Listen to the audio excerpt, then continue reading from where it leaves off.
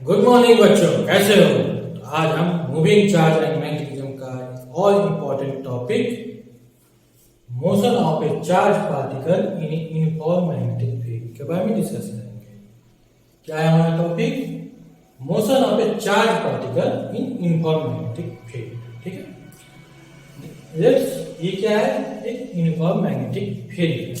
ये बी हमारा है जो एक यूनिफॉर्म मैग्नेटिक फील्ड है। इसका डायरेक्शन क्या है? डायरेक्शन है into the board, means direction ये इनटू द बोर्ड है। ये मैग्नेटिक फील्ड का डायरेक्शन है। ठीक है, इसमें यदि कोई चार्ज पार्टिकल इंटर करता है तो उसका मोशन कैसा होगा, ये हमें आज डिस्कस करना है। ठीक है, तो हमने पिछले चैप्टर टॉपिक में क्या पढ़ा था कि क्या फोर्स लगता है जब कोई चार्ज पार्टिकल किसी मैग्नेटिक फील्ड में इंटर करता है, तो उस पर फोर्स क्या होता है? F equal to Q V cross V।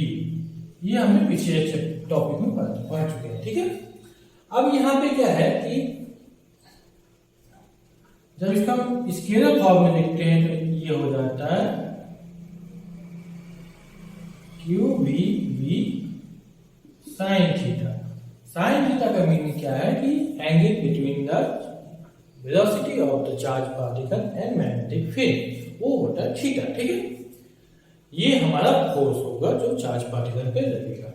अब हम डिस्कस करते हैं कुछ केसेस में। जब फर्स्ट केस क्या है, जब हमारा जैसे मैग्नेटिक फील्ड का direction perpendicular to the board है, इनटू द बोर्ड है, और हमारा चार्ज पार्टिकल भी इसी डायरेक्शन में, यानी थीटा इज 0 और थीटा इक्वल टू 180। ठीक है, मींस v जो है हमारा जो वेलोसिटी है चार्ज पार्टिकल का, that is a parallel to the b।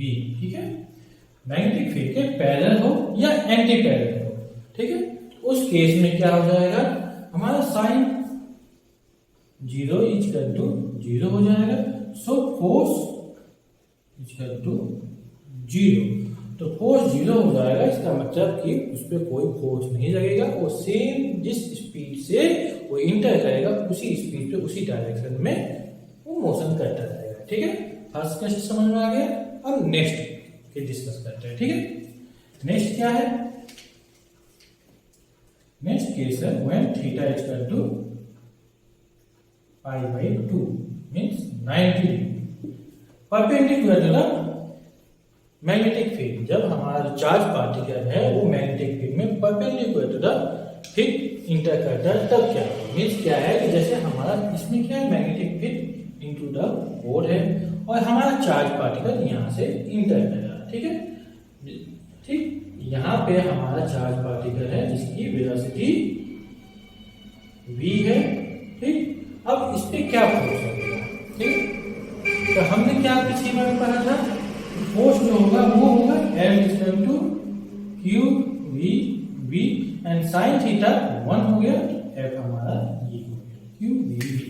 अब ये फोर्स कितना होगा ये तो पता चल गया, F equal to Q V V, लेकिन किस डायरेक्शन में होगा? डायरेक्शन के लिए क्या है, वही राइट हैंड पाम रूल है। तो क्या करना है हमें? V क्रॉस V करना है ना। तो v का डायरेक्शन, वेलोसिटी का डायरेक्शन ये है। ठीक है, ऊपर की ओर, और फील्ड का डायरेक्शन ये है। ये कर रहे हैं, हमारा फोर्स लगेगा इधर, किसमें? ये हमारा F का डायरेक्शन हो गया। ठीक है, जो हमारा फोर्स लग रहा है ड्यू टू मैग्नेटिक फील्ड, उसका डायरेक्शन हो गया। डायरेक्शन इस डायरेक्शन होने के कारण क्या होगा कि ये इस तरह से टर्न होगा। ठीक है, मान लीजिए यहाँ पे आ गया। अब यहाँ पे क्या डायरेक्शन होगा? अगेन यहाँ पे वेलोसिटी है हमारा इस डायरेक्शन में। ठीक है, तो वेलोसिटी इस डायरेक्शन में है और force magnetic field into the board है। तो ये अगेन मींस डाउनवर्ड्स लगेगा, ये फोर्स है। इट मींस ये सर्कुलर पाथ में मूव करेगा। ठीक है, जो हमारा चार्ज पार्टिकल है मैग्नेटिक फील्ड में सर्कुलर पाथ में मूव करेगा। ठीक, अब हमको इसका डायरेक्शन, इसका रेडियस निकालना है सर्कुलर पार्ट का क्या होगा। तो हमने क्या पढ़ चुका है कि जो किसी भी सर्कुलर मोशन के लिए जो सेंट्रीपिटल फोर्स होता है वो कितना होता है, F equal to mv square by R, F equal to mv square by R, ये होता है सेंट्रीपिटल फोर्स। और यही फोर्स जो हमारा मैग्नेटिक फील्ड इसके इक्वल है, ठीक है। ये दोनों फोर्स यहाँ पे क्या है, सेंट्रीपिटल फोर्स, यही जो मैग्नेटिक फील्ड पे ड्यू टू मैग्नेटिक फील्ड जो फोर्स लग रहा है वही सेंट्रीपिटल फोर्स है। इसको इक्वल कर देते हैं तो Q V B equal to M V square by R, तो V से ये स्क्वायर कट गया तो R हमारा क्या मिल गया, MV by QB। This is the radius of the circular path. ये है radius of the circular path किसका, चार्ज पार्टिकल का इन मैग्नेटिक फील्ड में जो परपेंडिकुलर डायरेक्शन में इंटर करता उस टाइम ये, ठीक है। ये हमारा रेडियस निकल गया। अच्छा, अब हम ये चाहते हैं कि इसका टाइम पीरियड, ये कितने टाइम में एक चक्कर लगाता है ये निकालना है। इसके लिए क्या करते हैं, टाइम पीरियड, ये याद रहेगा R equal to mv by q, time period निकालना है। टाइम पीरियड निकालने के लिए क्या है कि हमें क्या चाहिए, t time period. Time period में कवर डिस्टेंस, टोटल एक चक्कर में कितना डिस्टेंस कवर करेगा, टोटल डिस्टेंस बाई वेलोसिटी, यही है। टोटल डिस्टेंस क्या होगा, 2 पाई r और वेलोसिटी v, ठीक है। 2 पाई r बाई v। r का वैल्यू हमने क्या निकाला था, mv बाई r इक्वल था mv by qb, mv by qb, और ये v से v कट गया तो हमारा टाइम पीरियड क्या मिल गया, 2 पाई m बाई qb, ये टाइम पीरियड आ गया, ठीक है। इस टाइम पीरियड में एक चीज देखते हैं कि ये जो टाइम पीरियड है वो इसके रेडियस और वेलोसिटी, इसमें ना तो रेडियस r है ना वेलोसिटी v है। टाइम पीरियड जो है रेडियस और वेलोसिटी से इंडिपेंडेंट है। इसका मीनिंग क्या है कि जो हमारा फ्रीक्वेंसी निकालते हैं या टाइम पीरियड, इसका फ्रीक्वेंसी हो जाएगा इसका inverse, means qb by 2 pi m, ठीक है। तो ये टाइम पीरियड है वो हमारे रेडियस और वेलोसिटी से इंडिपेंडेंट होता है। यदि ये लार्ज सर्किल में मूव करेगा तो उसकी स्पीड भी ज्यादा होगा, यदि स्मॉल सर्किल में मूव करेगा तो उसकी स्पीड कम होगा। रेडियस जो डिपेंड करेगा वो किस पे डिपेंड करेगा, वो किस वेलोसिटी से इंटर करता है, उस पे चार्ज क्या है, मैग्नेटिक फील्ड का स्टेट क्या है, उसके मास पे डिपेंड करता है। बट टाइम पीरियड वो रेडियस और वेलोसिटी से इंडिपेंडेंट है, ठीक है। और ये फ्रीक्वेंसी का फार्मूला दिया है F equal to QB by 2 pi m। ये जो होता है इसको साइक्लोट्रॉन फ्रीक्वेंसी भी बोलते हैं, ठीक है। हम नेक्स्ट टॉपिक में साइक्लोट्रॉन के बारे में डिस्कस करेंगे। तो साइक्लोट्रॉन फ्रीक्वेंसी ये होता है QB by 2 pi m, okay, ठीक।